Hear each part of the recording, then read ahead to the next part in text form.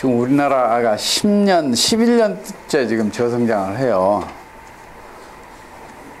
이 경제 예측 진단 이거를 좀 해야 하는데, 이거는 어차피 여러분들이 스스로 터득하셔야 할 내용에서 혹시 시간이 나오면 간략하게 언급을 하겠지만 제가 특별하게 말씀드리지 않는 게 좋을 것 같아요. 방법은 간단해. 경제를 이렇게 들여다보는 방법, 읽어내는 방법은 무엇인가 중대한 사태, 이것만 피해가면 되잖아요.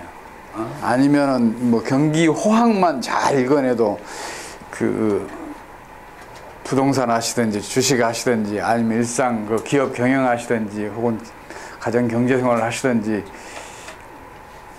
그때는 좀 어깨 좀 펴고 좀 자신 있게 나가도 되잖아요. 이제 그런 등등 중대한 사태가 그 경기 호조가 10년 이상 지속되는 것도 중대한 사태입니다. 그 역사에 그런 사례가 별로 없어요.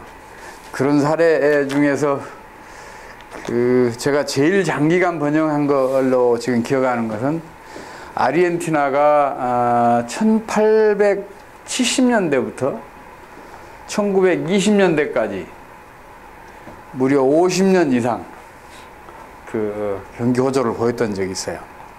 그 덕에 아르헨티나가 대공황을 거치고 우리가 세계 대전이 끝난 직후에 세계 6대 부국 혹은 7대 부국, 심지어 어떤 사람 5대 부국에 들어간다 얘기를 하는데 그런 정도로 아르헨티나가 막 급격하게 이렇게 부상한 적이 있습니다.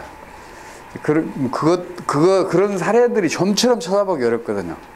그렇다면 파국적인 경제난, 그리고 초장기 경제 호황, 이런 것도 특별한 사태예요.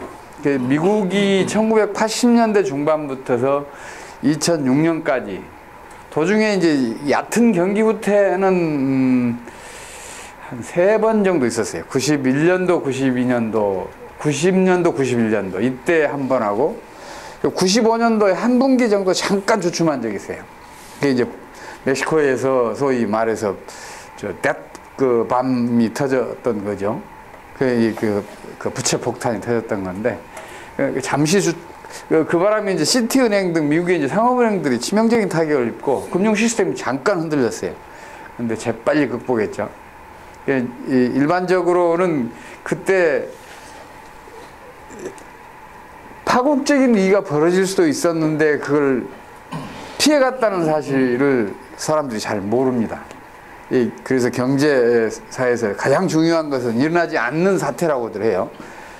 그리고 이제 그 다음에는 이제 98년, 9년도 이 동아시아 그 외환위기가 터졌을 때 또 아주 중대한 위기가 한번 왔었는데 그때도 미국은 한 분기 정도 경기가 잠깐 주춤하고 살아났어요. 이제 2001년도, 2000년도 하반기부터 이제 나스닥 시장이 붕괴되고 주식 시장도 이제 폭락하면서 그때도 좀 잠시 흔들렸던 적이 있는데 그것도 금방 극복을 합니다. 그래서 경기 후퇴가 일어나지 않는 그 특별한 사례에 속합니다. 그것도. 그래서 그런 정도를 빼놓고는 80년대 그 4년도부터 이렇게 경기 팽창금이 시작해서 2006년까지 이어지거든요. 그러면 그것도 한 20년 동안 비교적 그래도 안정적으로 성장했다 이렇게 평가해 줄 수 있는데 그것도 미국 경제사에서 좀처럼 찾기 힘들어요. 1880년에서 그러니까 1906년까지 그때도 한 5, 6년 동안 한 7, 8% 연평균으로 성장한 적이 있어요. 근데 그때도 그런 플럭추에이션이 좀 있었습니다. 이런 사례에서 보듯이 장기 경기 호조라는 것도 이거 흔히 일어나는 일 아닙니다. 그런 이제 그 특별한 일인데 그런 것도 특별한 사태로 보시면 돼요. 그런 중대한 사태가 터졌다 그러면 무언가 경제 지표가 먼저 이상 징후를 보입니다. 뭐 아까 경기 호조가 장기간 이어지는 것은 성장률이 지속적으로 높은 수준을 꾸준히 유지하는 거, 혹은 낮더라도 안정적으로 유지되는 거, 4%대에서 안정적으로 유지되는 거. 이제 그런 것들 성장률 지표로도 알 수 있지만 실업률 지표로 제일 그걸 확실하게 알 수가 있어요. 예, 그래서 실업률 지표랄지 이런 그 중대한 경제 지표의 변화가 일어나요. 그럼 그걸 보고 경제를 읽어내시면 돼요. 특히 이제 우리나라가 겪은 외환위기, 최근에 세계 경제가 겪은 글로벌 금융위기 이런 것들도 그 전에 그 경제 지표들 중에서 특별한 지표들이 급격한 변동을 일으켜요. 이제 그런 것들을 유심히 살펴보시면 경기 예측하는데 많은 도움을 줍니다. 물론 이제 그런 하나의 지표 혹은 두세 개의 지표만으로 경제를 읽어내는 건 굉장히 어렵습니다. 실패할 확률이 굉장히 높죠. 수영은 강단에서 절대 못 가르칩니다. 물에 빠뜨려 놔야, 스스로 헤어나야 수영이 배워집니다. 경제 진단 예측도 마찬가지입니다. 이거는 여러분들이 반드시 스스로 하셔야 할 일이에요. 그래서 오늘은 제가 지금 우리 경제가 참 어려운데 우리 경제를 살려낼 방법이 뭐냐, 여기에 대해서만 집중해서 말씀드리도록 하겠습니다. 그리고 대충 시간 좀 남겨서 여러분들 한 분 한 분 감상을 좀 들어봤으면 좋겠습니다. 서두에 잠시 말씀드렸듯이 지금 우리 경제가 10년째 어려움을 겪고 있고 올해도 지금 어려울 게 거의 100%입니다. 여러분들 혹시 경제 지표 살펴보신 분 중에서 특별하게 눈에 띄는 지표, 가장 눈에 띄는 지표,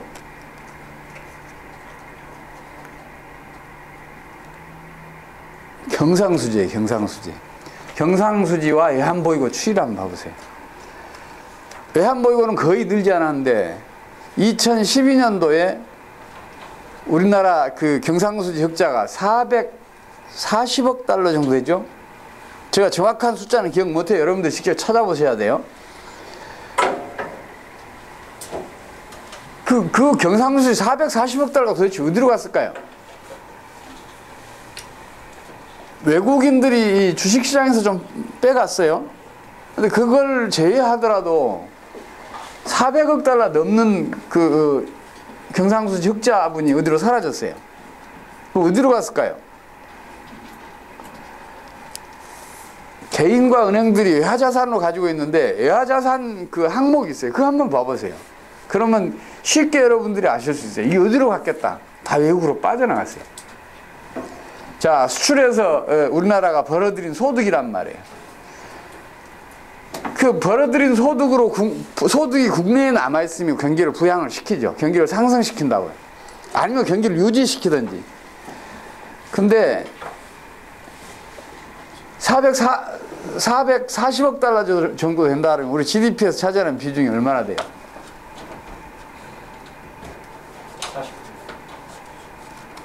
30% 훨씬 넘어요. 그래서 그 소득이 국내에서 소비되지 않고 외국으로 바로 빠져나갔다. 무슨 일이 벌어질지는 뻔하잖아요. 작년에 0.4% 성장한 게 그 때문이고 지금 올해도 경기가 나쁜 이유, 가장 결정적인 이유가 그거예요. 또 하나는 이제 가계부채 증가율인데 지금 가계부채 증가율이 마이너스로 돌아섰어요. 통상적으로 가계부채 비율은 성장률에 2배 내지 3배 정도 많아야 돼요.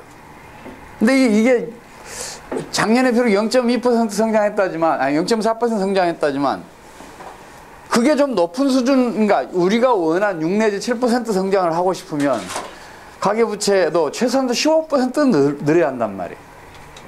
근데 그게 지금 마이너스로 갔어요. 올해 들어서. 경기는 계속 부진해질 수밖에 없는 거죠. 경제라는 건 그렇게 읽어야 돼요. 지금 이렇게 심각한 우리 경제, 이게 지금 어떻게 하면 살려내느냐. 제가 오늘 아침에 그 한경비즈라고 한국경제신문에서 그 발간하는 주간지가 있습니다. 뭐 별로 많이 보진 않는데 금융계나 주로 이제 은행 같은 데 보면 이렇게 비치돼 있고 그래요. 경제단체나. 거기에 칼럼을 하나 써달라 그래서 제가 칼럼을 그걸 썼어요. 돛대도 없이 삿대도 없이 이렇게 써놨어요. 대한민국 경제호가 항해를 해가는데 돛대도 없고 삿대도 없어요. 성공적인 항해를 하기 위해서는 뭔가 목표가 있을 거 아니에요. 어디 지향해야 할 곳이 있을 거 아니에요. 근데 그런 것도 없어요. 이제 그런 얘기를 써놨어요. 지금 오로지 지금 복지 소리만 지금 사방에서 난무를 해요. 조선일보, 매일경제, 중앙일보, 동아일보가 언제부터 복지를 외쳤는지 모르지만 뭐 거의 지면을 다 도배해놨어요. 복지 위주로. 뭐 경제 민주화인가 뭔가 그것과 함께. 근데 복지라는 거는 그거 목적이지 수단이 아니란 말이에요. 돈을 잘 쓰는 게 목적이라면 잘 버는 수단이 뒷받침을 해줘야 돼요. 돈을 잘 벌지 못하고 잘 쓰면 어떻게 되냐? 당연히 파산하는 거예요. 지금 우리 국내 진보 혹은 그 박근혜 주변의 얼치기들, 일찍이 경제학자들, 이 사람들 얘기가 우리나라가 지향해야 할 바가 스웨덴, 핀란드라는 거예요. 근데 진짜 그건 답답한 얘기예요. 지금 스웨덴 국민소득이 얼마인지 아시죠? 7만 달러 넘어요. 우리나라 얼마인지 아시죠? 2만 달러 간 넘어요. 2만 한 3천 정도 돼요. 자, 연봉 2,300만 원인 사람이 6,700만 원 사람 흉내를 내면 어떻게 되겠어요? 당연히 망해요. 스웨덴, 핀란드는 이미 90년대 초에 복지제도에 대해서 대대적인 개혁을 했잖아요. 복지제도를 후퇴를 시켰잖아요. 노동정책까지 후퇴를 시켰잖아요. 그런 다음에 비로소 경제난에서 벗어났잖아요. 스웨덴, 핀란드는 성장이 뒷받침할 때 복지를 확충해서 성장을 지속시켜서 세계에서 가장 잘 사는 나라에 올라간 건 틀림없는 사실이에요. 그러나 80년대에 들어선 다음에 제2차 석유 파동이 터지고 그리고 석유 가격이 폭등하는 바람에 물가 상승률이 높아지고 그래서 경제 성장률을 높일 수가 없었어요. 그러니까 성장의 뒷받침을 못 받는 가운데 스웨덴, 핀란드는 80년대에 가장 팽창적인 재정 정책을 통해서 재정을 극단적으로 확대를 시켜놨어요. 그러다가 90년대 말에 돈은 많이 벌어놨으니까 돈이 갈 데가 없는 게 경제가 저성장을 해가니까 그게 결국은 어디로 가냐? 부동산, 주식, 그리고 뭐 금융상품들이 다 몰려갔어요. 이게 시간이동 반드시 일어나죠. 시간이동이 일어나면 또 그 다음에는 반드시 그 버블 붕괴가 일어나죠. 그래서 90년대 초에 아주 심각한 금융위기를 겪어요. 그거 벗어나기 위해서 진짜 몸부림을 치고 비교적 성공적으로 벗어나요. 그런 사례들이 있는데 왜 실패한 사례만 뒤따라 가려는지 난 이해할 수가 없어요. 지금 우리 국민들의 경제적 고통이 얼마나 심각한가는 우리 외환위기 직후를 전부 다 기억하시잖아요. 근데 김대중 정권 5년 동안의 연평균 성장률이 5%가 넘는단 말이에요. 근데 노무현 정권 연평균 성장률 4.3이에요. 그것도 세계적으로 경기 호조가 가장 장기간 이어졌다는 때에 그래요. 세계 연평균 성장률이 4.8이었단 말이에요. 그것보다 낮은 성장률을 기록했어요. 이명박 정권 기껏해야 2.9%예요. 10년 동안 경제난이 지속돼요. 그러니 국민들 경제적 고통이 얼마나 심각하겠어요. 돈 있는 사람들까지도. 지금 강남 대로변에 가보세요. 과거에 없었던 세놓습니다. 그런 게 얼마나 많이 붙어 있어요. 돈 있는 사람도 괴롭단 말이에요. 없는 사람 더 괴롭지. 이명박 정권 전만 하더라도 우리 점심가 4,000원에서 5,000원 했잖아요. 지금 7,000원, 8,000원 하잖아요. 과일값 거의 2배 가까이 올랐잖아요. 생선값 마찬가지 2배 가까이 올랐잖아요. 서민들 얼마나 괴롭겠어요. 거기다가 우리 국민들 그 노후 자금이라는 게 거의 부동산에 다 묶여 있잖아요. 우리 서민들 한 80% 가까이가 부동산이란 말이에요. 내 집 한 채란 말이에요. 근데 그것도 지금 가장 전 고점에 비해서 지금 거의 한 30% 떨어져 있잖아요.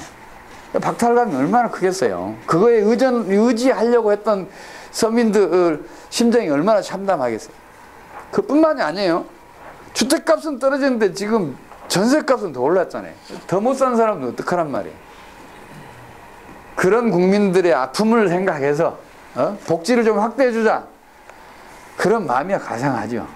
근데 복지 확대해서 국민들의 경제적 고통이 완화된다면 그나마 다행이에요. 단 한 번도 그런 사례가 없단 말이에요, 역사적으로. 더 심각한 경제는 아니 오고 경제적 고통은 더 커지기만 한단 말이에요. 뜻은 가상하나 결과는 나쁠 게 뻔해요. 지금 하루빨리 지금 나라가 지향해야 할 바를 내세워야 돼요. 제가 강의 첫 시간에 그 말씀 드렸죠. 뛰어난 자는 열심히 하는 자를 뛰어넘지 못하고, 열심히 하는 자는 즐기는 자를 이기지 못한다는 말씀을 드렸었는데, 열심히 하다 보면 물론 즐기게 돼요. 그러니까 즐기게 하는 게 중요한데, 근데 세상 사라는 것은 소중한 것일수록 피와 땀을 흘리지 않으면 얻어지질 않아요. 최근에 김연아가 그 얘기 했잖아요. 고난 없는 성공은 없다는 얘기를 했잖아요. 그 한마디로 김연아가 활동하지 않은 2년 동안에 어떤 노력을 기울였는지를 우리가 대충 짐작할 수 있잖아요. 본인도 그 최절정에 올랐다가 그러니까 이미 이뤘다 하는 생각이 든 다음에 심리적인 안도감? 이런 것 때문에 경기력이 급격하게 하강했을 거예요. 그래서 활동을 못했을 거라고 저는 짐작해요. 그걸 다시 끌어올리기 위해서 얼마나 큰 고통을 지불했고 얼마나 치열한 노력을 기울였는지 그 한마디에 저는 짐작이 가더라고요. 야, 그 2년 동안에 옛 수준을 회복하기 위해서 진짜 열심히 했구나 하는 생각을 갖게 하더라고요. 피와 땀을 흘리지 않으면 소중한 것일수록 절대로 얻어지지 않아요. 그러니까 피와 땀을 즐길 사람은 없잖아요. 피와 땀을 흘릴 일을 반길 사람 아무도 없잖아요. 그렇게 하는 방법이 있잖아요. 국가대표 축구선수 정도 되면 거의 축구에 미쳐야 한대요. 그 축구에 미치는 과정이 얼마나 고통스럽겠어요. 얼마나 많은 피를 흘리겠어요. 얼마나 많은 땀을 흘리겠어요. 이 국가대표쯤 되는 사람들이 자기의 그 노력을, 그 고투를 즐기는 방법으로 흔히 그런 얘기를 하잖아요. 내가 국가대표가 돼서 월드컵 무대에서 골인을 시키는 장면을 연상하고 연습을 한다, 이런 얘기를 하잖아요. 그런 목표가 주어지면은 즐길 수 있는 마음의 자세가 갖춰져요. 지금 우리나라도 이제 그런 목표를 제시할 사람이 필요해요. 내가 제일 좋아하는 말 중에서 케네디의 연설문이 있어요. 국가가 당신에게 무엇을 해줄 것인가를 묻지 마시오. 당신이 국가를 위해서 무엇을 할 것인가를 물어주십시오. 이런 얘기를 하잖아요. 그 취임연설이에요. 위대한 미국 건설을 위해서는 그게 필요하다는 거예요. 피와 땀은 누구 한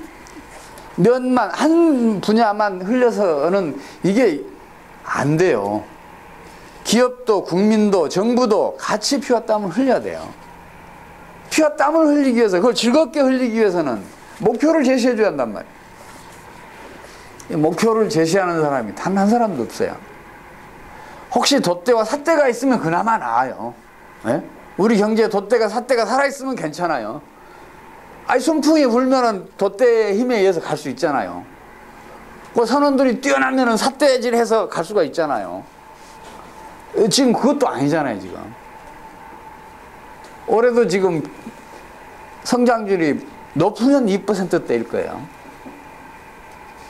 지금 경상수 적자분을 계속 해외로 내보내는데 어떻게 경제가 살아나겠어요?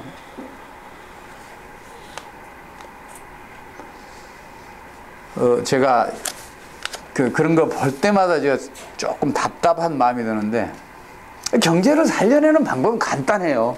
경제라는 유기체잖아요. 우리 인체하고 똑같단 말이에요. 아까 제가 축구 선수 말씀을 드렸는데, 축구 선수가, 뛰어난 축구 선수는 어떻게 하는지 보면 금방 알잖아요. 물론 체격 조건, 재능 이걸 갖춰야죠. 어느 정도까지는 갖춰야 돼요. 근데 그건 주어진 조건일 따름이란 말이에요. 메시처럼 축구 선수가 되기에는 너무 많은 결점을 가진 사람도 세계에서 가장 뛰어난 축구 선수가 돼 있잖아요. 박지성이도 체격 조건은 영 엉망이에요. 재능은 뛰어날지 모르지만. 근데 우리 국민, 우리 기업, 우리 관료들 진짜 세계적으로 굉장히 뛰어나다. 가장 탁월하다 그래도 유태인과 비교해도 결코 뒤지지 않는다고 저는 자부를 해요. 저는 흔히 그 사례로 한류를 드는데, 아니 한류라는 것은 잘 사는 나라에서 못 사는 나라로 흘러간 게 당연한 거 아니에요. 지금 우리는 역으로 우리보다 5배, 6배 더 잘 사는 나라 쪽으로 한류를 지금 보내고 있잖아요. 그 추력이, 그 동력이 2배, 3배 크지 않으면 그 역류 못해요. 그만큼 뛰어나단 말이에요. 그걸 결집만 시키면 우리나라는 얼마든지 세계 최선진국에 올라갈 수가 있고, 뿐만 아니라 저는 세계 경제 패권도 질 수 있다고 봐요. 지금 미국을 제외하고는 경제 패권을 쥐었던 나라들은 전부 다 왜소한 국가였어요. 그 왜소한 국가들 주변에는 면적이든 인구든 10배, 20배 더 큰 그 나라들이 주변에 있었어요. 우리나라 주변에 중국 있고 러시아 있고 일본 있고 미국 있죠. 그거 이겨내지 못한다? 미리 좌절할 이유는 하나도 없어요. 다른 나라들은 했는데 왜 우리나라는 못해요? 우리 국민이 세계에서 가장 뛰어난 민족에 속하는데 그런 국민이 어떻게 그걸 못하냔 말이에요. 저는 얼마든지 할 수 있다고 봐요. 그러면 이미 체격, 재능 다 갖췄단 말이에요. 그 다음에 뭘 해야겠어요? 축구 선수들 제일 중요한 게 체력이잖아요. 체력 단련을 위해서 거의 한 40%를 40%의 시간을 쓴대요. 체력 단련이 이리고 가장 고통스럽대요. 재미도 없대요. 그 체력 단련이 필요하잖아요. 이게 경제에서는 이게 성장 잠재력이에요.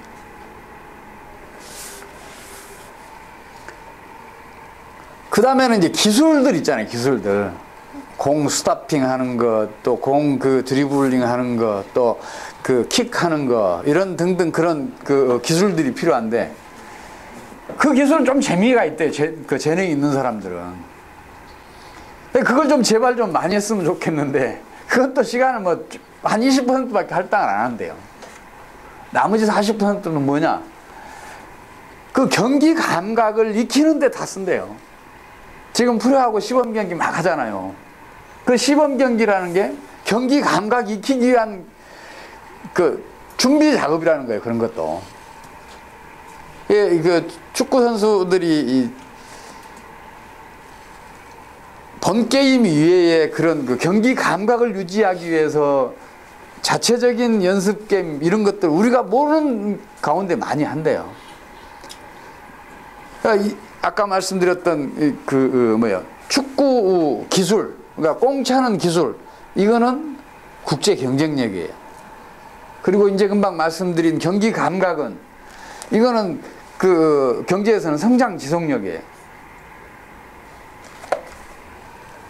성장 잠재력, 국제 경쟁력, 그리고 성장 지속력, 이 세 가지는 이건 동의어예요. 똑같은 개념이에요. 성장 잠재력이라는 게 그거잖아요. 지속 가능한 성장력을 얘기하잖아요. 지속 가능하지 않게 하는 경제 변수들이 나타나면 안 된단 말이에요. 그런 것들이 대표적으로 세 가지가 있어요. 하나는 물가, 또 하나는 국제수지, 또 하나는 경기의 급변. 이 세 가지를 들 수가 있는데, 물가는 생산성 향상 속도보다 화폐 발행이 더 많을 때 물가는 올라가요. 생산성 향상 속도가 빠르면 통화 증가율이 웬만큼 빨라도 물가 상승 안 일어나요. 그래서 물가 불안이 나타나면 성장 잠재력이 떨어졌다, 생산성 향상 속도가 떨어졌다, 이렇게 보면 거의 틀림없어요. 국제수지 악화가 나타나면 국제 경쟁력이 떨어졌어, 그렇게 보시면 틀림없어요. 그리고 경기가 급격하게 상승했다, 급격하게 하락하고, 급격하게 상승했다, 또 하락하고, 이런 일이 반복되면 성장 지속력이 떨어졌다, 이렇게 보시면 돼요. 이런 세 가지 모두가 성장 잠재력과 동의해요. 성장 잠재력은 그 자체고, 국제 경쟁력, 성장 지속력도 성장 잠재력이에요.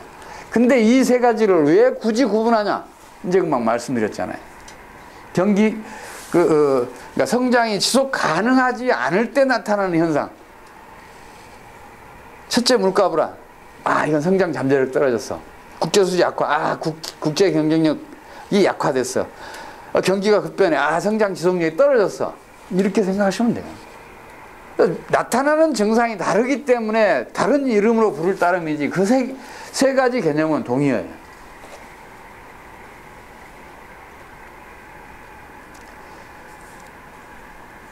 근데 경제 정책을 펼칠 때에는 이 세 가지 개념을 따로따로 떼어서 추진할 필요가 있어요, 또.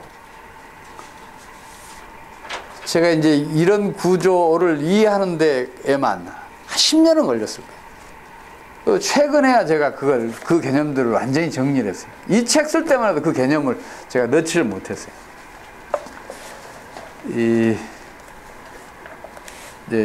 이 강의가 끝나면 다음 주 중에 제가 최근에 완성시킨 저희 연구소 경제학을 여러분들에게 파일로 보내드리겠습니다. 한번 읽어보십시오. 진화를 많이 했습니다. 이제는 제 열성이 하늘에 닿을 때가 됐지 않냐 싶을 정도로 좀 자부심을 갖게 됐어요. 완성이 돼서 오늘 아침에는 일어나자마자 무엇부터 체크했냐 그러면 구글로 들어가서 김 앤드 이코노믹스를 쳐봤어요. 김씨 중에서 미국에서 경제학 하시는 분들이 꽤 많대요. 한 20명 나오더라고요. 그 다음에는 이제 E and Economics 한번 쓰려고 그래요. 검색해 보려고 그래요. 그 다음에 박 and 하고, 그 다음에 김박최 하고, 그 다음에 정하고, 송하고 이렇게 한번 해보려고 그래요. 그렇게 해서 명단을 한 100명만 이렇게 확보를 하면, 이메일을 확보하면, 이제 제가 자신있게 우리 연구소 경제학을 그분들에게 한번 보내고 싶어요. 보내서, 여러분들이 평가를 좀 해달라고 좀 하고 싶어요. 그런 정도로 제가 자신감 있게 여러분들한테 그 파일로 보내드리겠습니다. 읽어보시면 재밌을 거예요. 이것보다 훨씬 재밌어요. 이거는 비약이 많아서 막 헷갈릴 때가 많은데 그건 그렇지 않아요. 그렇습니다. 근데 이제 그 본론으로 돌아가서 전에 한번 제가 우리 경제 살려낼 세 가지 각각의 정책들에 대해서 말씀드렸잖아요. 그거 오늘 반복하고 여러분들의 강의 소감 좀 듣고 그리고 오늘 시간을 마무리하도록 하겠습니다. 저는 이런 판단을 해요. 우리 경제가 아무리 중대한 파국적인 위기에 처하더라도 우리 위기라는 단어는 두 가지 의미를 가지고 있어요. 위험하다는 얘기와 기회라는 의미를 가지고 있어요. 그렇잖아요. 우리가 한자로 써보면 금방 알아요. 그래서 그 파국적인 위기가 어떤 의미에서는 우리 경제의 기회일 수도 있어요. 경제 파국이 닥치더라도 경제는 한 10년 이상 지속되더라도 그건 언제든지 극복할 수 있다고 생각해요. 왜냐? 우리 경제는 이미 그런 파국을 2번이나 극복한 적이 있어요. 98년도 외환위기 때, 82년도 외환위기 때 그랬어요. 공공부문만 억제를 시키면 어떤 상황에서도 경제는 살아난다고 봐요. 왜냐? 공공부문을 5%만 감축해도 잠재성장률 2% 올라가요. 우리 경제가 지금 0% 성장을 해요. 5% 감축하면 6% 올라갑니다. 20% 감축해보세요. 8% 올라갈 거예요. 성장률이. 한 40% 하면 10%까지 올라갈 거예요. 확실합니다.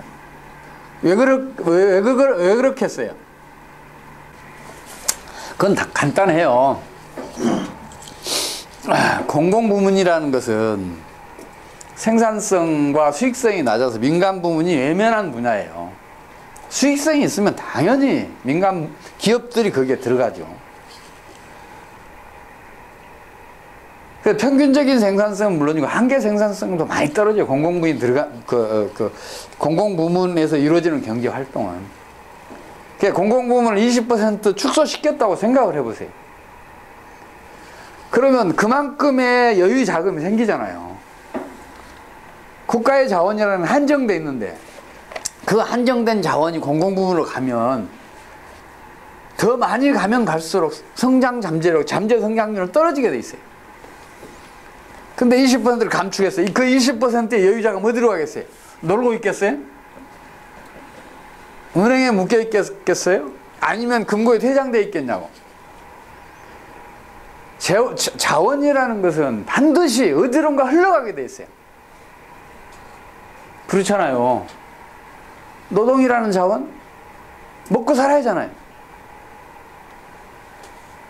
더 비싼 임금 주는 쪽으로 갈 거 아니에요. 놀고 있는 노동들이 생산성이 더 높은 부문으로 찾아갈 거 아니에요. 뭐 기술이든 돈이든 다 마찬가지란 말이에요. 공공부문에서 20%를 감축하면 그 20%의 재원이 공공부문보다 생산성이 2배, 3배 더 높은 쪽으로 흘러가게 돼 있어요. 성장률 올라가게 돼 있단 말이에요. 우리 한의기 때 공공부문에서만 공무원만 약 20%가 감축이 됐어요. 그러니까 그렇게 빠르게 경기 회복을 이루고 한 거예요. 우리 1년 만에 그 10.9% 성장했잖아요. 세계가 깜짝 놀란 거지. 한국의 그 저력에 대해서 깜짝 놀랐죠. 82년도에는 진짜 98년도 위기도 아주 심각했죠. 98년도 여러분들 기억하시잖아요. 에? 인도네시아, 태국, 말레이시아, 홍콩까지. 일본은 우리나라보다 훨씬 더 추락했고, 말레이시아 잘 나가던 말레이시아도 우리나라 그 마이너스 성장보다 훨씬 더 밑으로 떨어졌고, 98년 하반기에는 러시아가 모라토리움 선언했잖아요. 그 바람에 미국의 그 노벨 경제학상 받은 두 사람의 경제학자가 주도했던 LTCM 도산했잖아요. LTCM 도산하면서 미국 금융 시스템 전체가 흔들렸잖아요. 그런 심각한 상황에서 우리 경제는 일어섰어요. 근데 80년대는 더 심각했어요. 82년도에는 멕시코가 그때 처음으로 부채 폭탄이란 말이 나와요. 난 우리나라 언론인들, 경제 전문가들을 보면 참 이 사람들 참 머리는 좋다는 생각을, 기억력은 뛰어나다고 생각해요. 우리 종합부동산세? 종부세 그거 나오자마자 세금 폭탄이란 말 쓰잖아요. 어떻게 그걸 기억을 잘했는지 몰라요. 그때 닷밤이라는 이야기가 뉴욕타임스에 실려요. 닷밤이 멕시코에 투하됐다 이 얘기를 하는데, 그때부터 시작해서 멕시코의 외환위기가 전 세계로 이렇게 감염이 돼요. 그 다음으로 타격을 입은 게 아르헨티나, 브라질, 그리고 대한민국, 그리고 베네수엘라, 또 자고 중남미 경제는 거의 모두 아주 심각한 경제 위기에 빠져요. 근데 우리나라는 재정 지출 증가율을 딱 3%로 억제하니까 그 전에는 30% 40% 재정 지출 증가율이 있었는데 그 30% 40% 증가할 것을 차단하니까 바로 그 다음에부터 경기가 급상승해요. 80년대 중반에 막 11% 12% 성장을 하잖아요. 3, 4년 동안. 경상수지 흑자는 또 역사상 최대 규모로 확대가 되고, 그때 막 200억 달러, 300억 달러 이렇게 그 경상수지 흑자를 냈어요. 우리 그 경제의 성장 잠재력, 국제 경쟁력이 얼마나 높아졌어요. 그럼 성장 지속력도 83년도부터 경기가 상승해서 89년까지 줄기차게 상승했으니까 성장 지속력은 또 얼마나 높아졌어요. 재정으로 갈 그 증가분이 민간으로 흘러가게 억제만 해도 그렇게 살아났단 말이에요. 지금도 마찬가지예요. 지금은 이제 재정 지출 증가율이 그때만큼 높지는 않기 때문에 지금은 이제 착감을 해요. 착감을. 재정도 중요하고 또 정부 산해간 예산도 중요하지만 인원이 훨씬 더 중요해요.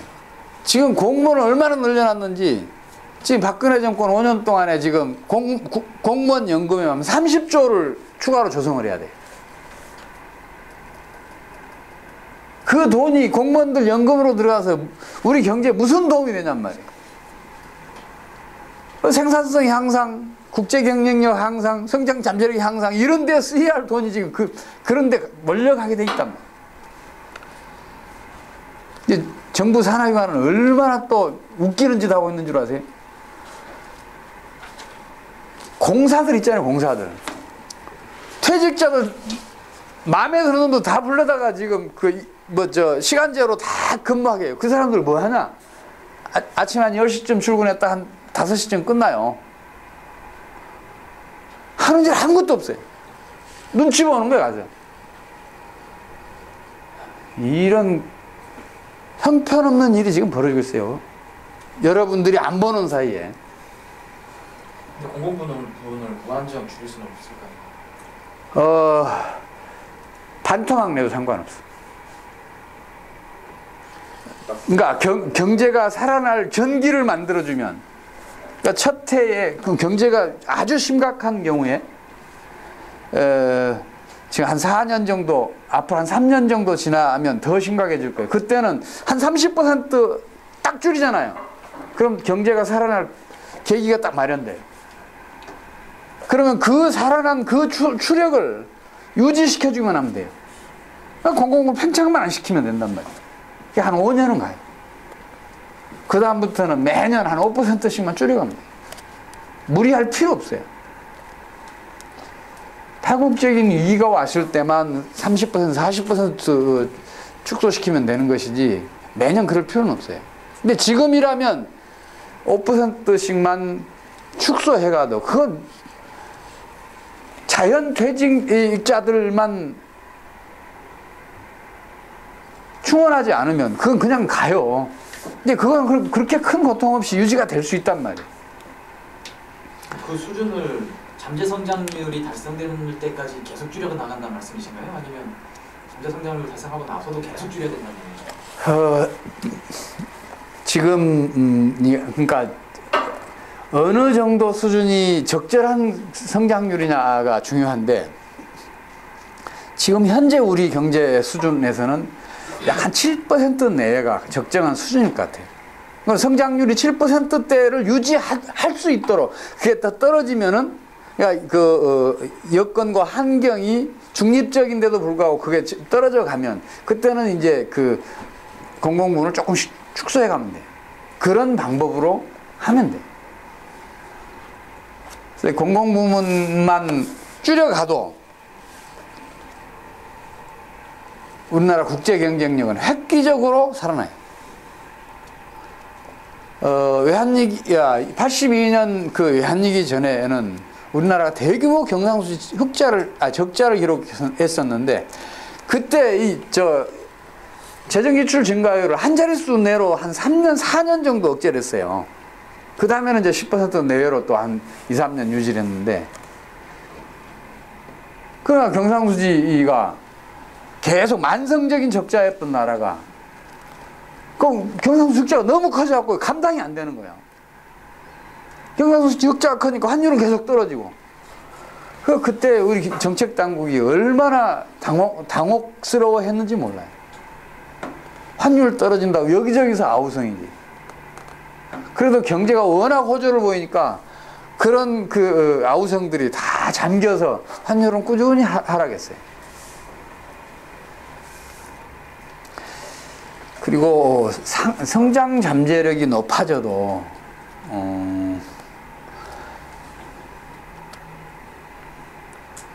생산 능력이 확충되지 않으면 국제 수준은 악화돼요. 국제 수준은 개선되지 않아요. 그래서 생산 능력을 확충하는 일이 필요해요.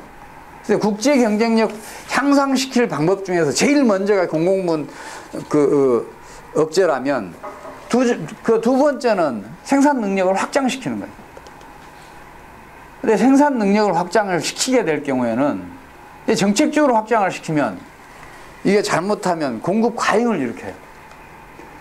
1960년대 후반에 차관을 들여와서 대대적으로 차관 기업들을 육성했다가 국내 수요가 뒷받침 못 해주니까 전부 다 정규자금 뜯어낸 것이 더 큰 이유지만 차관 그렇더라도 국내 수요가 충분히 뒷받침했으면 감당할 수 있었어요. 국내 수요가 뒷받침을 하지 않으면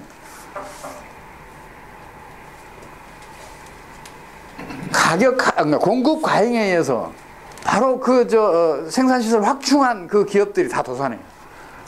그러면 어떻게 해야 이걸 이겨낼 수 있냐. 세계적으로 수요가 막 팽창하는 최첨단 산업. 근데 이거는 정부가 앞장서서 하기에는 너무 위험해요. 이거다 저거다 말하기가 힘들어요. 민간 기업은 망하기 때문에 강하다는 말씀을 드렸는데 민간 기업은 망해도 국가 경제에는 그렇게 타격을 크게 주지 않아요. 근데 정부가 망하거나 정부가 추진한 정책이 몽땅 망하거나 그럼 경제에 결정적인 타격을 입혀요. 따라서 첨단 산업 육성이라는 것은 박근혜식 창조 지식 경제인가 그런 것도 마찬가지지만 굉장히 위험한 발상이에요. 경제의 앞날을 내다볼 수 있는 초능력자가 있지 않으면 그런 정책은 무조건 실패해요. 지금까지 그런 정책이 성공한 사례가 없어요. 대표적인 실패 사례가 중화학공업 정책이에요. 중화학공업 열심히 육성했다가 20년 동안 그 산업 구조조정을 해요. 재벌에다 시드머니 안겨줘가면서 재벌에다 맡기기도 하고 그래도 안 되니까 통폐합시키고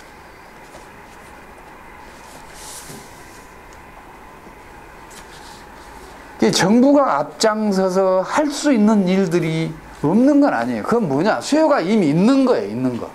그 수요가 이미 있는 것을 정부가 이 일을 좀 해봐라. 해보자.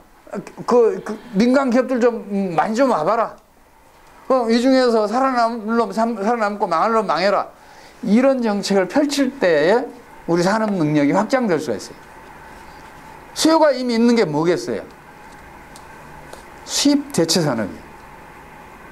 특히 지금 우리나라의 원자재를 빼놓고는 시설재하고 부품 소재가 지금 거의 전부를 차지하고 있는데 소비자 얼마 안 돼요.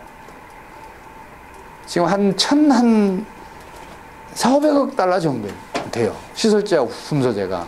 그리고 부품 소재만 해서 선진국에서 수입하는 것만 해도 한 1,000억 달러 정도 돼요. 근데 선진국에서 수입하는 부품 소재라는 것은 사실은 고도의 숙련과 고도의 기술과 장기간의 연구 개발과 이런 것이 필요한 소재들이에요. 근데 그 부품 소재는 또 다품종 소량 생산이 특징이에요. 다품종 소량 생산은 중소기업에 적합한 형인데 근데 그 제품을 개발하는 데는 시간도 많이 걸리죠. 돈도 많이 들지요. 또 유능한 인재도 필요하죠. 중소기업이 감당하기는 어려워요. 그래서 지금 부품 소재 산업을 육성하는 게 정부가 앞장서서 육성하면 우리나라는 다소의 과도한 성장을 하더라도, 심지어는 10% 이상의 성장을 하더라도 부품 소재의 산업이 뒷받침해주면 국제 수지의 악화는 없을 거예요. 부품 소재 산업 개발이라는 게, 그래서 30년 전부터서 얘기가 되어 왔었어요. 중화공업이 실패한 다음에 부품 소재 산업으로 눈을 돌리자. 부품 소재 산업 육성이라 그래서 매년 천문학적인 정부 지원금이 지불이 돼. 이거 안 돼. 안 될 수밖에 없지. 중소기업이 해낼 수가 없잖아요.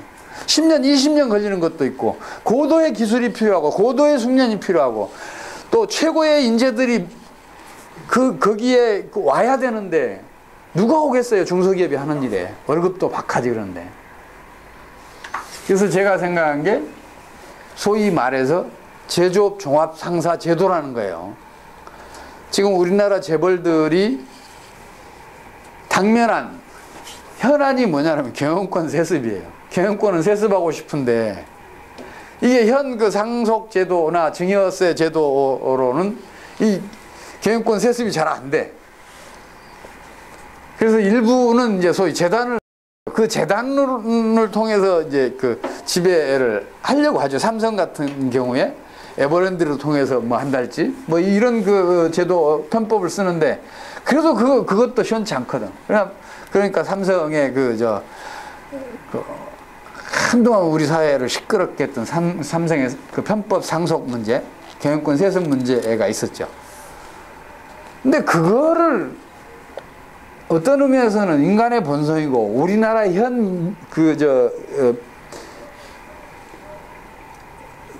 그러니까 우리 국민들의 현재의 수준으로 봤을 때는 그건 어쩔 수 없는 일이란 말이에요. 근데 그걸 거기에다가 어떻게 처방을 하겠다? 난 그것보다는 차라리, 그러면 니들이 그걸로 이익 보는 것보다 더 많은 기여를 국가 경제에 해라. 그러면서 나는 니들 제조업 종합상사를 설립하고, 거기를 통해서 재산 상속하는 거. 그러니까 제조업 종합상사에서 이루어지는 모든 것에 대해서는 법인세고 소득세고, 그러니까 법인세죠. 상속세고 다, 그리고 자금 출처도 묻지 않겠다. 그거 설립해라. 그리고 니들이 기업이라는 상품을 만들어서 팔아라. 그 기업이라는 상품을 만드는 데에 정보는 정부가 다 제공하겠다. 우리 관세청에 의뢰를 하면 한 6개월이면 그 명단 나와요. 어느 나라에서 어떤 제품을 수입하고 그걸 누가 쓰고 있다, 어느 제품에 쓰고 있다, 쫙 나와요.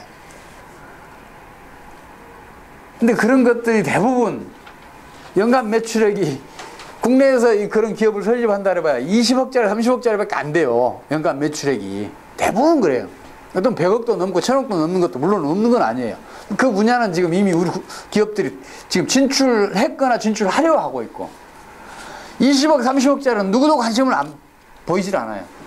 그런데 지금 우리 경제에 그 블루 오션이 있어요. 그러니까 1년에 20억 30억 매출할 수 있는 기업을 만들어서 그 기업을 재벌들이 국민들에게 팔면 얼마나 좋아요. 우리 국민들 최소한도 한 10,000명은, 아니 10만 명은 사장 만들어줄 수 있잖아요. 그리고 대기업들이 지분 전부 다 넘기는 건 아닐 테고, 자기네들도 애써서 만들어 놓은 거니까, 그 경영권만 넘기는 거니까 한 30% 40% 가질 거 아니에요. 그러면 경영 노하우니 또 마케팅이니 이런 경영에 필요한 여러 가지 기술들도 전수를 해줄 거 아니에요. 그런 걸 하나 했으면 좋겠다는 생각을 해요. 근데 그런 것들은 소위 말해서 부품 소재 산업 육성과 제조업 종합상사 제도라는 것은, 이게 산업 클러스터가 형성되지 않으면 안 돼요. 모여 있어야 관리도 쉽고 또 경쟁도 시키고 그럴 수가 있어요. 그래서 그 클러스터를 건설하는 것도 필수적이에요. 그럼 그 클러스터는 어떻게 구축해야 하냐?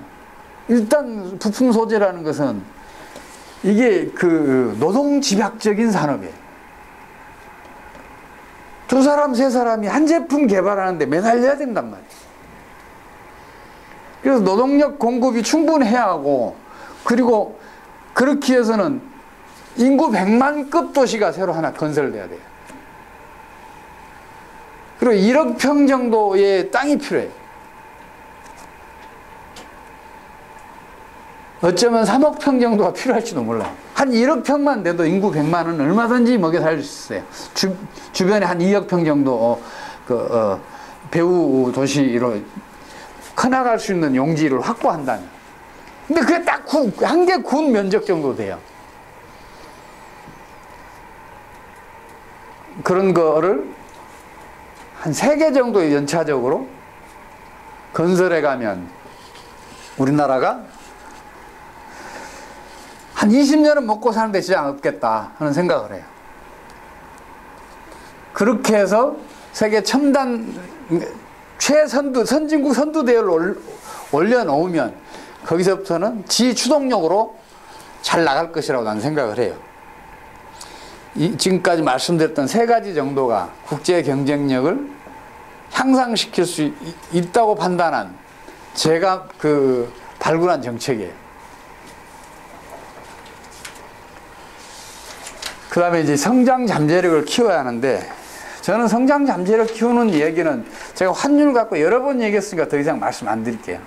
환율만 점진적으로 떨어뜨려 가면 돼요. 근데 환율을 떨어뜨리면 일단 수출 기업들은 고통스러워요. 현재 수출품 가지고는 이게 경쟁이 안 되잖아요. 그 100달러짜리 수출한 업체는 150달러짜리, 200달러짜리를 계속해서 개발해 가야 한단 말이에요. 그것도 한계가 있는데 어떻게 하냐 그런 얘기를 해요. 그러면 산업전환을 하면 돼요. 그래서 환율을 연간 5%씩만 떨어뜨려 가도 한 20년 먹고 사는 데는 지장 없을 것이다. 다만 환율을 떨어뜨려 가는데 국제수지 악화가 일어나면 안 된다. 수출 기업이 붕괴되거나 혹은 국내 산업이 외국 기업들의 침투의 시장이 돼서도 안 된다. 그렇기 위해서는 아까 말씀드렸던 우리 산업의 근본적인 구조 변화, 부품 소재 산업, 그리고 공공부문 위축, 이런 것들이 일어나야 한다. 이런 전제 조건이 따르긴 따르죠. 그리고 또 하나는 뭐가 있냐면, 난 우리나라 세제가 근본적으로 잘못됐다고 생각해요. 양극화 빈부격차를 여러 사람이 얘기하고 너도 나도 거기에 선봉대장인 것처럼 떠들어요. 근데 이 사람들은 양극화 빈부격차를 확대시키는 일만 하는 것 같아요.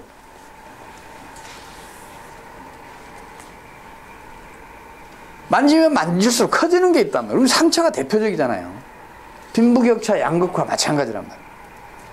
그리고 지금 소위 말해서 고액 과외, 이것도 마찬가지예요. 떠들면 떠들수록 사교육비 부담은 더 커져요. 영재교육 혹은 조기 유학, 이것도 다 마찬가지예요. 이웃집 철이 엄마가 영재교육 시킨다 하더라. 나 가만히 있겠어요? 내 아들이 더 못난 거 없는 것 같은데, 내 딸이 더 못난 거 없는 것 같은데 당연히 같이 영재교육 시키려고 그러죠. 이제 고액과외 시킨다더라. 그거 나도 좀 무리해서 해야지 그러지. 조기 유학 보낸다더라. 그럼 나도 보내지. 그렇게 돼 있단 말이에요.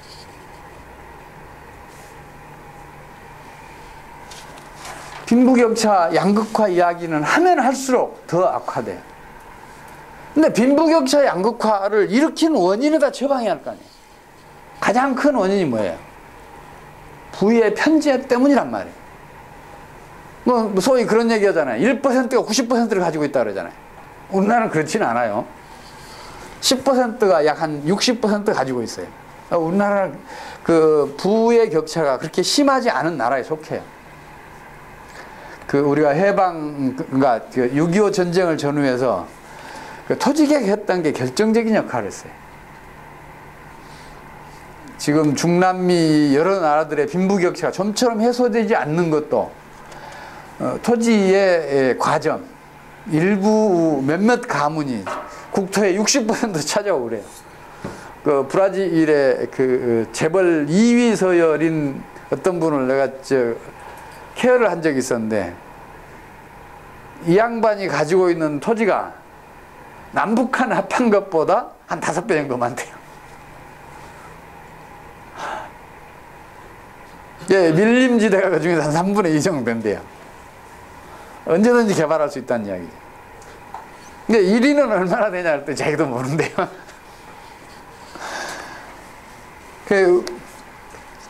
어떻든 간에 그렇더라도 설령 우리나라가 10% 60%를 가지고 있더라도 이게 빈부격차 양극화를 일으키는 가장 결정적인 원인이란 말이에요. 그럼 거기다 처방을 해야지. 소득 격차는 그렇게 크지 않아요. 소득 격차는 상위 10%하고 하위 10% 격차는 우리나라가 지금 한 7배 정도 될 거예요. 옛날은 한 5배에서 6배 왔다 갔다 점점 커지고 있어요. 경제난이 심각해질수록 그건 커져요. 중국만 하더라도 중국은 그 대도시만 그 통계가 나와요. 대도시들 내에서도 걔네들은 10배가 넘어요. 미국도 지금 8배에서 9배 돼요. 소득 격차 우리나라 크지 않아요.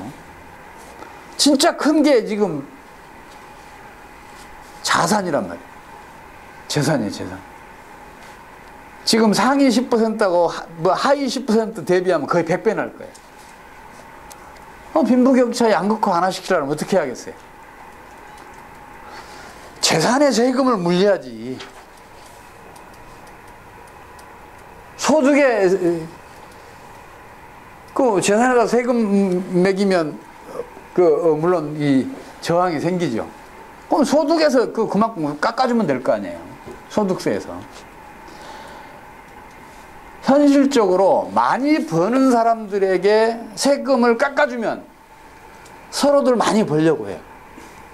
모든 국민이 더 열심히 일해서 더 많이 벌려고 하면 경제는 더 빠르게 성장을 해요. 많이 가진 사람들은 많이 버는 사람들 덕을 보고 있어요. 많이 벌어야 이 사람들이 부동산 하나씩 살 거 아니에요. 많이 가진 사람들 그 부동산 가격이 올라갈 거 아니에요. 그래서 재산세는 좀 올리고 소득세는 낮춰줄 필요가 있어요. 이거는 효과가 서서히 나타나요. 나타난 듯 안 나타난 듯 나타나요. 그러나 장기적으로는 이거 반드시 추진해야 돼. 내가 한 20년은 그 먹고 사는 방법을 아까 좀 전에 얘기했잖아요. 공공부문 축소시켜가고 환율을 점진적으로 떨어뜨리려고. 20년 후에는 이걸로 경제성장 추동을 만들 수 있어요. 재산세는 늘려가고 소득세는 줄여가고.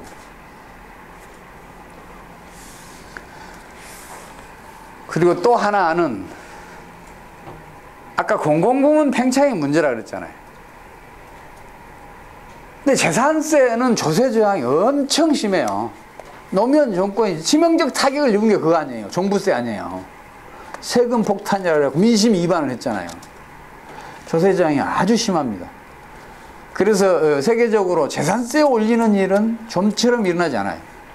미국에서도 그 1930년대에 제 기억은 그래요. 1930년대에 로젠가 누구 경제학자가 있는데 이 양반이 이 천상의 세제인가? 뭐 그걸 제안을 해요. 그게 뭐냐? 세금 하나로 통합하자. 재산에 대해서만 세금을 물자. 이런 주장을 해요. 그 이름 기억나냐? 강연이? 헨리 조지. 헨리 조지. 얘는 아이가 머리 하나 되게 좋아. 아니, 꽤 유명하던데요. 하는 건 잘 모르죠. 헨리 조지. 맞아요. 헨리 조지. 그게 1930년대 맞지?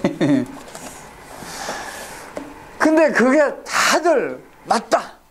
그렇게 가야 한다는데 그게 안 돼. 왜냐? 재산 가진 사람들이 권력을 가지고 있거든. 그 사람들이 비토를 놓은 거야. 그래서 안 됐어요. 그러니까 주장이 있었지만 그게 쉽게 이루어지질 않아요. 저는 한 3년이나 4년 후에쯤 파국적인 경제 위기가 왔을 때 이렇게 하지 않으면 우리 못 경제 파국에서 벗어나지 못한다고 전격적으로 시행해야 한다고 봐요. 그리고 이제 재산세를 늘리고 소득세를 낮추게 되면 지금 현재 재산세는 지방세고 그 소득세, 물품세, 부가세죠. 이런 건 국세예요.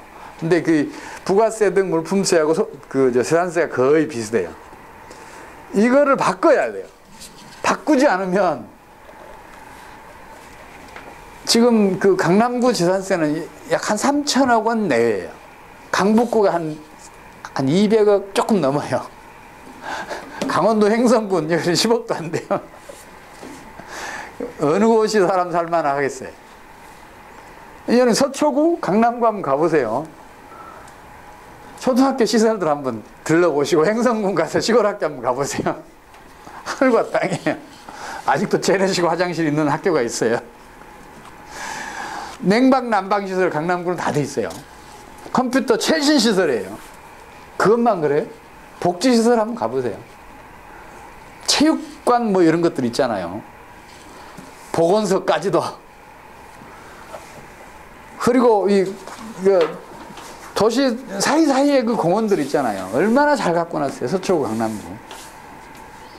그러니 뭐 당연히 모든 사람들이 선망하는 곳이 강남구가 될 수밖에 없고 거기에서 부동산 투기가 일어날 수밖에 없고 그러잖아요. 물론 지금은 한 7, 8년 전에 그 재산세를 서울시가 절반 가져가게 돼 있어요. 그리고 그 절반을 각 구에 분배해주고 있어요. 근데 그 전에는 재산세 전액이 강남구가 거둔 거 강남구에 이 투자가 됐었어요.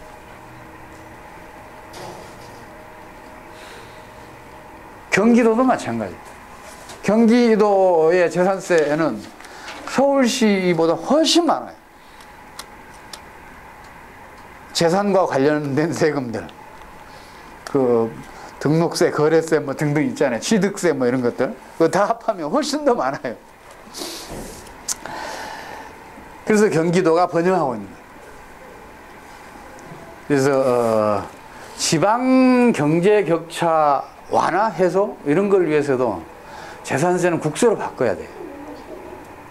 그리고 물품세는 지방세로 바꿔야 돼요. 만약에 물품세를 지방세로 바꿔도 물론 문제가 생겨요. 뭐냐 그러면 부가세도 소위 말해서 거래가 많은 쪽에서 부가세, 뭐 담배도 지금 시골에서 그러잖아요. 우리 고향으로 와서 담배 사지기 운동하고 막 그러잖아요. 그래서 거래가 많이 이루어지는 강남구에 물품세가 많아요. 근데 이 그 물품세에는 저게 있어요. 지방교부세라는 게 있어요. 지방교부세, 지방양여금, 뭐 지방교육교부세, 지방교육양여금 뭐 이런 제도가 있어요. 특별교부세 이런 게 있는데, 그래서 물품세는 그 지방 그 양여금 교금 다 통합해서 지방교부세로 바꿔서 그 걷어진 것의 절반을 이제 지금 행정자치로 할 일이 없어요. 국토행정부가 뭐 그거 할 일 없으니까 거기서 그거 전부 다 절반씩 다 이쪽으로 다 집중시켜 해갖고 그거 이 교부세로 인구비례와 인구비례 절반 그리고 절반은 지역비례로 해서 행정단위별로 똑같이 분배해주는 그런 걸 해야 해요. 근데 그런 보완이 필요한 건 사실인데, 근데 그걸 바꾸면 어떤 일이 벌어지냐면, 예를 들어서 시골 어떤 군들 있잖아요. 근데 지방 교부세로 온 것만 해도 충분하잖아요. 그러면 우리 군에서는 컴퓨터와 관련된 물품세, 부가가치세는 영세율 적용하겠다. 그러면 거기가 이제 컴퓨터의 메카가 되는 거예요. 중고차에 대해서는 그 거래세, 그러니까 부가가치세 영세율로 하겠다. 그러면 그게 중고자동차 거래의 메카가 되는 거예요. 또 그러다 보면 이제 나중에 지방자치단체 간에, 지방정부 간에 이제 과당 경쟁이 일어날 수가 있어서, 그거는 이제 행정자치부에서 좀 거중조정을 좀 해야 할 거예요. 그렇게 하게 되면 지방정부가 소위 말해서 지방경제 활성화하는데, 앞장설 거예요. 지금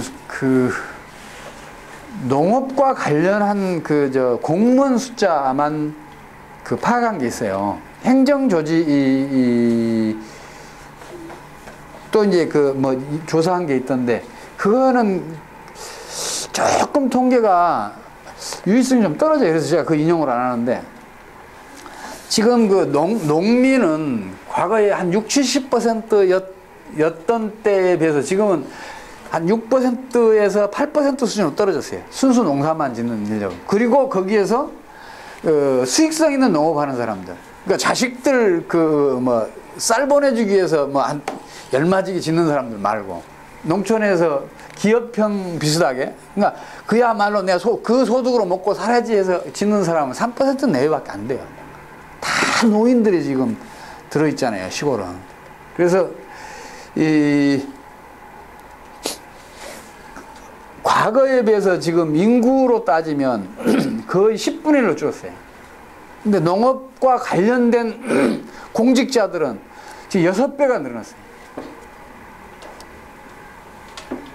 옛날 농업 관련 공직자들의 지금 60분의 1밖에 일을 안 하는 거예요. 그 왜곡이 얼마나 심한지 몰라요. 지금 시골 군들 공무원들 10분의 1만 있어도 돼요. 30명 있다 3명이면 다 해낼 수 있어요. 그건 좀 심하다. 절반만 있어도 돼요. 그래서 그렇게 되려면 세금이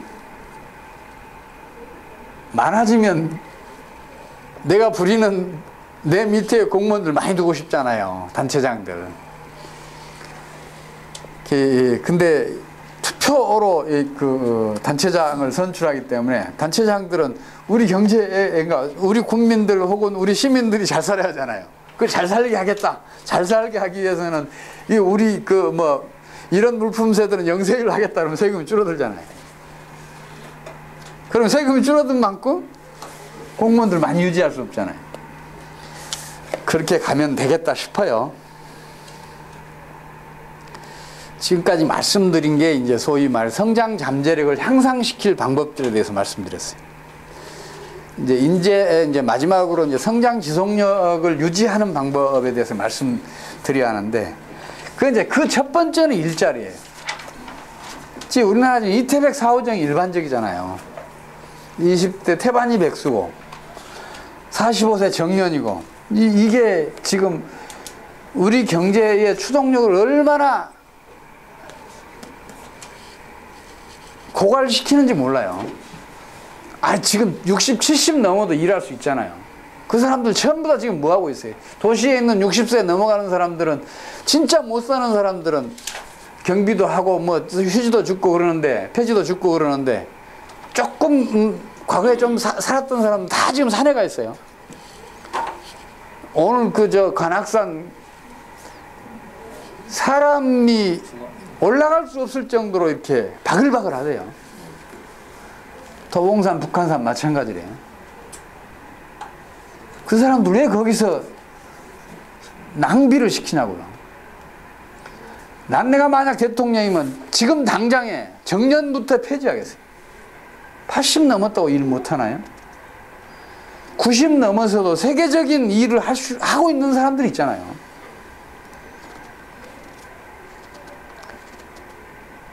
정년을 폐지하고 일하고 싶은 사람 80이고 90이고 또 그 사람 꼭 잡아둬야 된다면 100살이라도 이 회사에서 잡아둘 수 있는 그런 풍토를 만들어야 할 거 아니에요. 대신 해고도 자유롭게 하고. 그러나 해고를 할 때는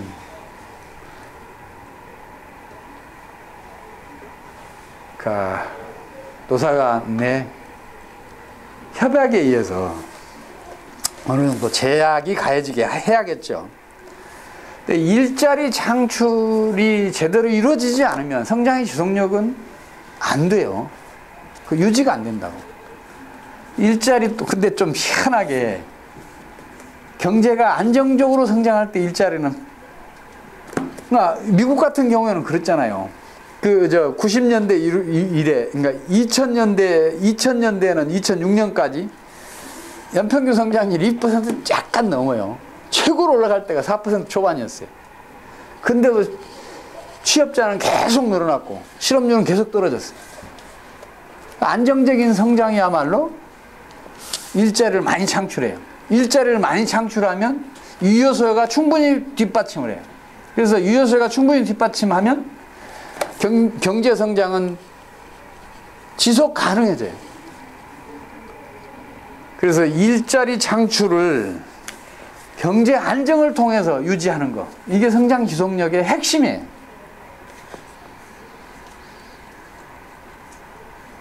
그래서 일자리 창출과 안정 성장, 이거를 묶어서 각각 하나씩 해서 2개의 정책으로 제시를 했고, 또 하나는 이제 빈부격차 완화예요. 그 빈부격차라는 것은 정책적인 대응이 없으면 점점 악화되게 돼 있어요. 물론 경제가 안정적으로 성장하면 빈부격차는 점진적으로 완화됩니다. 그러나 빈부격차가 완화되는 사이에 경제 성장이 멈추거나 아니면은 경제 파국이 오면 또 빈부격차가 극단적으로 확대가 돼요. 그렇게 되면 유효소가 부족해져요. 왜냐? 저소득층? 그러니까 연봉이 1000만 원 이하인 사람들은 소비 성향이 거의 100%예요. 2000만 원 이하인 사람들은 80%가 넘어요. 78, 9%였는데 요새 좀 넘어갔을 거예요, 아마. 근데 연봉이 1억이 넘는 사람들은 40% 좀 넘어요. 1억이 아니다. 이건 옛날 통계다. 1억이 넘는 사람들은 지금 한 60% 잘 안 될 거예요. 10억 넘어간 사람들 40% 잘 안 될 거예요. 그러니까 많이 버는 사람들이 더 많은 소득을 가져가게 되면 경제 내의 유효소는 점점점 떨어지게 돼 있어요. 그러면 공급보다 수요가 더 적어지는 일이 벌어져요.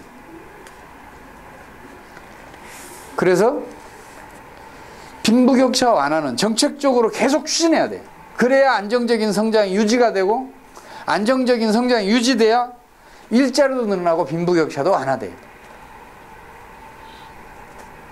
그래서 빈부격차 완화하는 정책 중에서 핵심적인 게 이미 말씀드렸던 재산세 국세화고, 재산세는 점진적으로 늘려가고 소득세는 점진적으로 낮춰가는 일이에요. 법인세 인하 이야기는 수도 없이 나오잖아요. 법인세 인하했더니 기업들이 이 투자를 활성화시키고 외국에 있는 기업들이 들어오고 막 그래서 경제가 잘 나가더라. 그러니까 그 법인세 낮추자. 그건 또 여론이, 우리 국민성이 그걸 쉽게 잘 용납을 못 하잖아요. 근데 재산세를 늘리고 대신 그 소득세를 낮춘다. 여기에 딱 포함시켜서 법인세를 대폭 낮춰가면 이게 가능해요. 재산세, 법인세 인하는 우리 경제가 투명해지는 데에 핵심적인 고리예요. 이 법인세를 낮추기 위해서는 재산세를 올려가야 돼요.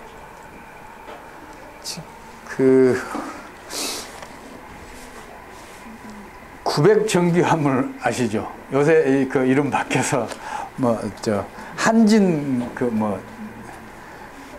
그쪽으로 넘어갔다가 또 다른 데로 넘어가고 막 그랬던 그 전국의 유통망을 가지고 있는 아주 오래된 역사의 기업이 있는데, 거기는 자산 가치가 회사 사람들도 얼마인지 몰라요. 근데 그래서 비싼 값에 팔려요. 근데 경영수지는 적자야. 그런 기업을 살려놓으면 안 되죠. 적자인 기업은 우리 경제를 좀 먹고 있다고 보면 돼요. 예, 부동산 많이 가지고 있고 그거 팔아서 연명해가고 그러면 안 되지. 저는 그렇습니다. 자, 제가 우리 경제를 살려낼 수 있다는 경제 정책을 오늘 제가 반복했습니다. 전에 한번 제가 말씀드린 적 있죠? 예, 한 번 말씀드린 적 있는데 워낙 중요한 사안이기 때문에 오늘 제가 반복했습니다. 이제 저희 연구소 경제학 강의는 이것으로 다 마치도록 하겠습니다. 예, 경제 진단 예측은 여러분들이 스스로 터득하십시오. 여러분들은 이미 경제를 진단하고 예측하는 데 있어서 다른 어느 누구보다 잘할 수 있는 역량을 갖추시게 됐어요. 경제 지표만 계속 꾸준히 체크를 하시면 그렇게 됐어요, 이미. 여러분들이 확인해 보세요, 스스로. 이 정도로 하겠습니다.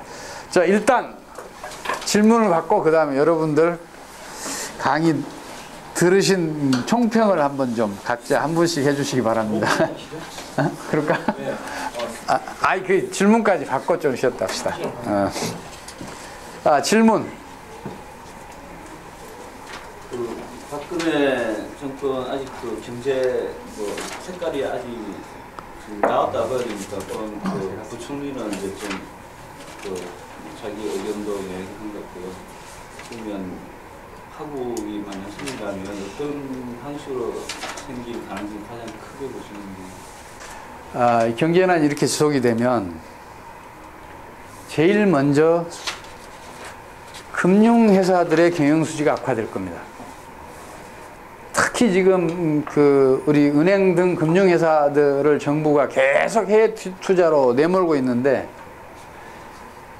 만약에 환율이 상승해서 하락 추세로 반전이 거의 완벽하게 이루어지면 전부 환차손을 입을 수밖에 없어요. 근데 은행이라는 건 남 돈 가지고 투자한 것이기 때문에 그게 은행 경영수지에 결정적인 타격을 입힐 것이라고 생각을 해요. 그리고 지금처럼 저성장이 지속이 되면 우리 기업들의 경영수지도 꾸준히 악화될 것이다. 국내 기업들의 경영수지가 악화돼서 하나 둘 파산하거나 법정 관리로 가게 되면 또 금융회사들이 그 영향을 받을 것이다. 그래서 금융 시스템 위기가 발생할 가능성이 높다고 봐요. 금융 시스템 위기라는 게 소위 말해 금융이라는 것은 크게 두 가지로 이렇게 나타나는데 하나는 외환위기, 하나는 금융 시스템 위기예요. 근데 외환위기는 일어날지 안 일어날지는 좀 더 지켜봐야 돼요. 근데 나는 일어날 가능성이 높다고 봐요. 이 프랑스 외환 정책 실패에서 제가 말씀드렸듯이 이 좀 잠깐 나올 거예요. 영국 실패, 프랑스 실패 잠깐 보면 숫자를 제가 기억하지 못해서 이거 보고 제가 말씀드리겠습니다. 여기 제가 숫자 그대로 읽을게요. 프랑스 은행의 외환보유고는 1926년 11월 530만 파운드에서 1927년 2월 말에는 2천만 파운드에 달했고 5월 말에는 1억 6천만 파운드로 증가했다. 그 뒤로도 계속 증가를 해요. 그러다가 1930년대 중반쯤 가서는 이게 외환보유가 거의 고갈돼요. 불과 7, 8년 만에 530만 파운드가 1억 6천만 파운드로 이게 왜요? 6개월 만에 늘잖아요. 몇 배가 는 거예요? 30배 늘었죠? 외환보유가 30배 늘었다가 그게 6, 7년 만에 완전히 고갈돼요.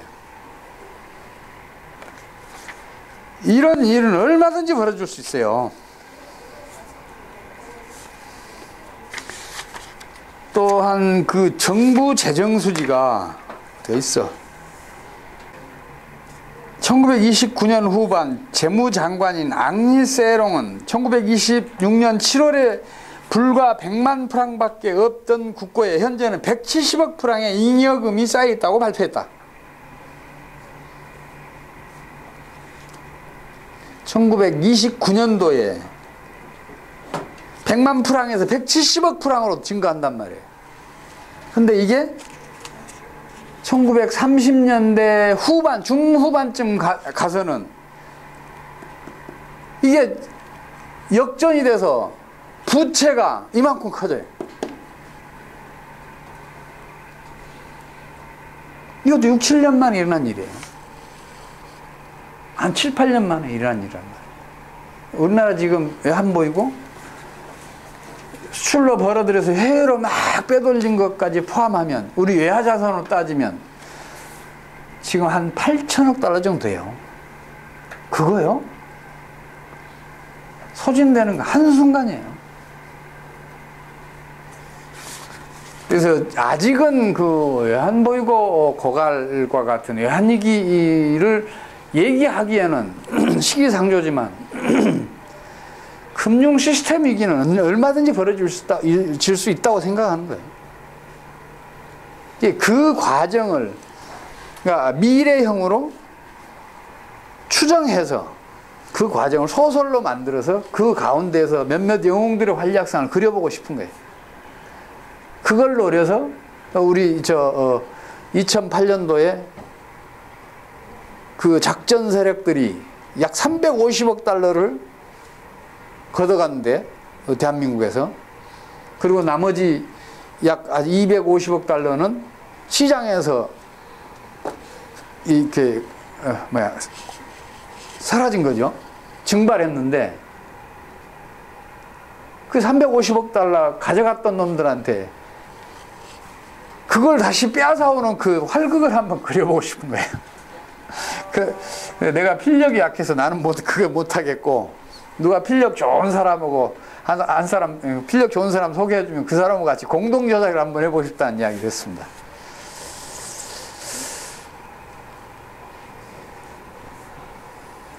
또 다른 질문요. 지금 여기 그러면은 달러가 지금 외국으로 나간다는 얘기시잖아요. 그리고 이 일본이 지난 20년 이상을 계속 해왔던 거랑 지금 똑같은 양상이잖아요. 그럼 똑같습니다. 하나도 안 틀립니다.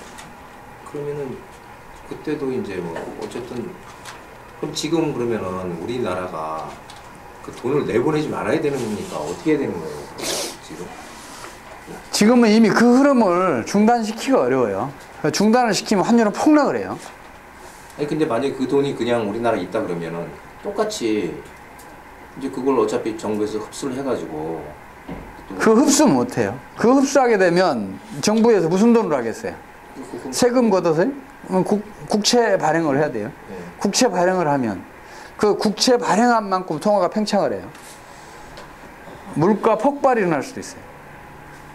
결국은 그러니까 당연히 외국으로 나갈 수밖에 지금 없는 입장이라는 거죠. 그렇게 가지 말았어야 하는데, 그러니까 그 불가역성이라는 게 있잖아요. 되돌릴 수 없는 것을 불가역성이라는데, 그 되돌릴 수 없는 짓을 노무현 정권 말기부터 시작이 됐어요. 이명박 정권이 결정적으로 그 일을 벌려놨단 말이에요. 그래서 제가 그 얘기를 하는 거예요. 98년도 외환위기는 노태우가 암덩어리를 만들어놨고 그 YS 정권이 그걸 키웠다. 차후에 일어날 우리나라의 파국은, 경제 파국은 이명박 정권이 그 암덩어리를 만들어 놨다. 지금 박근혜 정권이 그걸 키우고 있다. 그래서 그 말씀을 드리는 거예요. 경기가 좋아져서, 그러면 세계 경기가 좋아져가지고 그게 이익을 내면 또 괜찮잖아요. 환차 손해에 의해서 그 이익이 다 소멸될 수도 있어요. 우리나라 원화 가치가 높아질 때. 그 일본의 그 닛산이라는 자동차 회사가 있었어요. 한때 잘 나갔어요. 파산 직전까지 가잖아요. 우리 현대 기아 자동차 그렇게 가지 말라는 보장이 없어요. 삼성전자 마찬가지예요. 국내 경기가 침체가 되면 얼마든지 그런 일이 벌어집니다. 장기 침체에 이르게 되면. 지금 삼성전자가 별 희한한 방법들 다 동원해서 환율 방어해야 한다고 막 그런 논리를 펴는데 진짜 허접하기 짝이 없는 그런 그 논리들을 개발해서 하고 있는데 그게 바로 삼성을 죽이는 일이에요. 지금 주식이 빠지고 있는 것도 지금 그럼 환율 방어를 해서 지금 그 영향이 가장 큰가요? 그렇다고 봐야죠.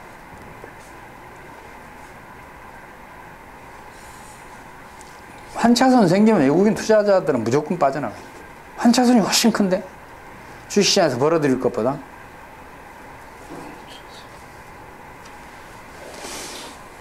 소장님 저기 달러가 해외로 이제 유출이 된다고 말씀하셨잖아요. 근데 저는 이제 구체적으로 어떻게 해서 유출이 되는 건지 뭐 해외 투자를 해서 유출이 되는 건지 아니면 뭐 해외 자산을 사가지고 유출이 되는 건지 그건 저도 잘 모릅니다. 좌우간 그 빠져나간 통계만 보고 있어요. 이제 그 추정은 해요. 뭐 한국투자공사, 또 산업은행, 한국정책금융공사, 또 그 보험회사, 또 뭐 우리 그 저 어디에요? 미래에서 등 어떤 그 투자 펀드 혹은 증권들, 또 뭐 이 그 뭐 이런 그 금융회사들이 해외 투자 열심히 하고 있습니다. 근데 걔네들 실력으로는 국제 그 투자은행들하고 경쟁 절대 못합니다. 무조건 100점 100패합니다. 아이 주식 시장이 어떻게 움직여지는지도 모르는 놈들이 무슨 경기가 하강하는지 상승하는지 그것도 경기 호조 부진과 구분하지 못하는 놈들이 무슨 그 국제 시장에서 성공을 합니까? 투자가.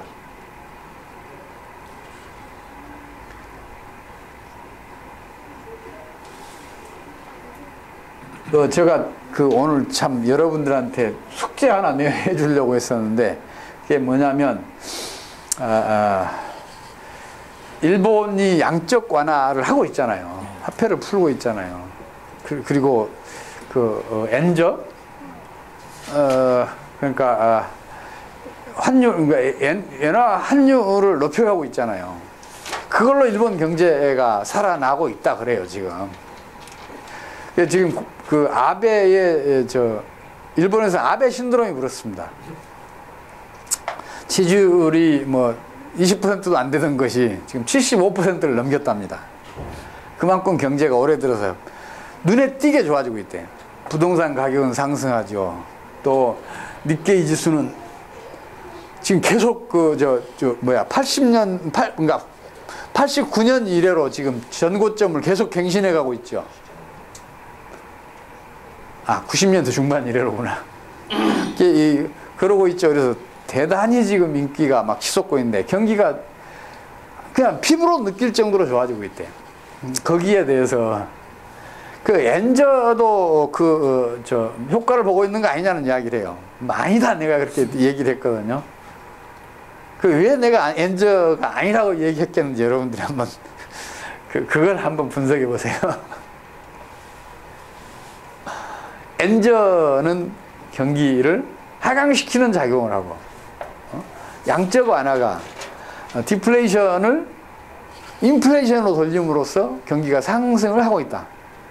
근데 그 상승하는 힘이 엔저에 의한 하강하는 힘보다 훨씬 더 강하기 때문에 경기가 살아나는 것이다. 그렇게 이제 얘기를 해줬는데 왜 그런 판단을 하게 됐는지 여러분들이 한번 생각해 보시기 바랍니다. 조금 쉬었다 갑시다. 저는 책을 읽다 보니까요. 경제에서 오는 한계형 체감의 법칙이라는 게 있지 않습니까? 자산이나 뭐 어떤 수입을 늘려도 뭐 어떤 시스템이 이제 고정되어 있는 상태에서는 효용이 안 일어나고 이제 뭐 생산성이 이제 감소한다라는 게 있지 않습니까? 현재 그 세계 이제 경제 구조가 그런 어떤 이런 한계점에 도달을 해서 더 이상 뭐 이렇게 신용을 더 늘려도 성장이 이제 정체가 되고 그래서 이제 그 신용의 어떤 정점에 와 있지 않느냐. 시스템이 이제 구조적으로 변하지 않고 현재 시스템에서는 그런 것들을 이제 받아줄 수 없어서 그런 임계점에 와 있다 해서 뭐 이런 신용을 무조건 늘린다라고 해서 경제 성장이 파이가 커지지 않고 정체되는 효율은 떨어지는 그런 모습들이 보인다라고 하는데 이 부분에 대해서 좀 구체적으로 설명 좀 맞는 거지. 그러니까 재화의 종류, 수량이 한정돼 있으면 그러니까 그 소비량이 한정돼 있으면 그게 공급이 더 많이 될수록 그 효용은 체감을 해요. 근데 그 효용이 그러니까 아주 큰 상품들이 끊임없이 개발이 되잖아요. 그게 이제 그 세계 경제가 성장하는 패턴이고. 그래서 한계 생산성 체감의 법칙은 정태적으로만 옳아요. 동태적으로는 한계 생산성이 체증을 하고, 한계 효용도 마찬가지예요. 한계 효용도 특정 재화에 대해서는 그게 체감을 해요. 그러니까 예를 들어서 휴대전화 있잖아요. 휴대전화 이거는 그러니까 그 수량이 어느 정도 늘어날 때까지는 한계 생산성이, 한계 효용이 계속 증가해요. 그리고 이제 그게 소위 말해서 그 교체 수요, 그 다 가지고 있는데 뭐 좀 바꾸자 해서 하는 그 단계에 가면 이제 한계 효용이 체감을 해요. 이제 생산성은 그 생산성 향상 속도, 혹은 이제 신제품으로 이렇게 진화하는 더 나은 제품으로 이렇게 품질 개선하는 속도가 딱 정치하면 한계 생산성이 체감을 해요. 근데 이게 그 부분에서는 그러지만 다른 부분을 옮겨가면 그렇지 않아요. 한계 생산성 체증하는 그런 것들이 막 나타나고, 한계 효용이 체증하는 그런 재화들이 계속 나타나요. 그런 것들이 이제 차기 나타나게 되는 뭐 이런 바이오나 뭐 태양광 이런 산업들이 되는 거죠. 그거는 누구도 몰라요. 그 수요의 진화 역사에서 제가 말씀드렸듯이 앞으로는 오히려 그 실물 재화들이 아니라 즐길거리 재화와 즐길거리 영화, 축구, 그런 것들, 그런 시장들이 더 빨리 증가할. 거기는 한계 생산성 혹은 한계 효용이 체증해가는 분야예요. 우리나라에서는. 다른 나라에서는 체감하고 있는지 모르겠어요. 네, 그래서 부연 설명드리자면 주유경제학에서 한계 얘기하는 게 뭐냐면 생산 요소 1단위를 추가 투입할 때 소비 1단위를 추가로 늘린다. 그러니까 시간 얘기가 없어요. 아무것도 시간이랑 관계가 없어요. 그 주유경제에서는 한계의 개념이랑은 그냥 1단위 추가할 때, 뭐뭐 1단위 추가할 때 다 이런 식이기 때문에 시간에 대해서 관계가 없기 때문에 그 점을 갖다 관련 없는 걸 생각할 필요가 없어요. 시간에 대해 얘기한 게 아니고 한계를. 아까 전번 시간에 제가 그 문제 냈던 거 해답을 찾으신 분.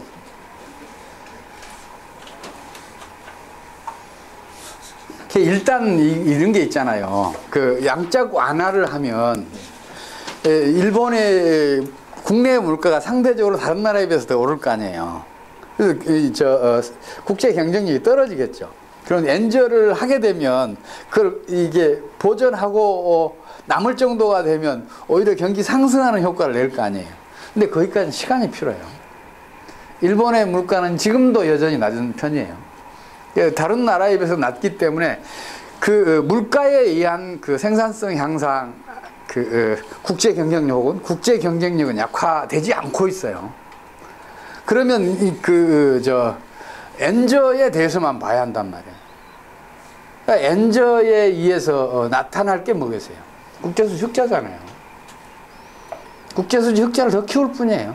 그러면 일본의 경상수지가 흑자인 상황에서 흑자를 더 키우면 그거는 경기 상승에는 전혀 도움이 안 돼요. 엔저를 하기 위해서는 계속해서 환율 방어를 해야 하는데, 그 환율 방어를 하기 위해서는 생산성이 더 높은 분야에 투입해야 할 국가의 한정된 가용 자원이 엔화 환율 방어에 쓰이는데 당연히 그건 부정적인 역할을 하죠. 그렇습니다. 이제 그런 것도 그러니까 상승 추력이 있을 때 하강 추력이 있더라도 이걸 넘어서는 그 추력이 있으면 이 경기를 하강시키는 힘을 그러니까 보전하고도 남아요. 그래서 일본 경제가 더 빨리 성장하는 것이죠. 또 흰소리로 소감을 마무리하겠습니다. 저는 지금 원숭이가 100마리를 넘어가기 직전인 것 같아요. 그 원숭이 100마리 효과는 말씀드렸죠. 모르신 분이라서 다시 반복. 일본의 어떤 그 동물학자가 외딴 섬으로 들어가서 원숭이를 가르쳤어요.